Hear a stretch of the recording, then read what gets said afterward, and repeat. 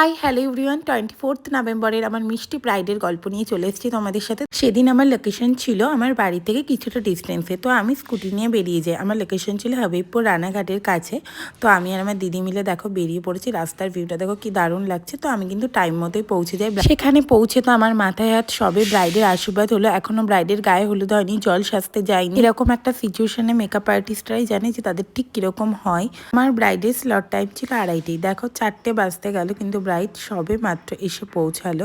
তো দেরি না করে আমি চটজলদি আমার কাজ শুরু করে দিই। পরপর স্টেপ বাই স্টেপ আমি তার পছন্দ অনুযায়ী মেকআপ করতে থাকি। আমার আপকামিং ব্রাইডদের উদ্দেশ্যে বলছি, প্লিজ তোমরা স্লটে টাইমটা মেনটেন করো। পরে ভীষণ অসুবিধা হয়, আমরা প্রপারভাবে রেডি করতে পারি না, ফটো ভিডিও নিতে পারি না। তোমাদের সকলের উদ্দেশ্যে এটাই বলা, তোমরা প্লিজ টাইমটা মেনটেন করো, তাহলে আমরা আমাদের বেস্টটা তোমাদের দিতে পারবো। টুকিটাকি কাজ কমপ্লিট করে তৈরি করে ফেললাম আমার ব্রাইডকে। কেমন লাগলো আমার এই মিষ্টি ব্রাইডকে অবশ্যই কিন্তু একটা কমেন্ট করে জানিও।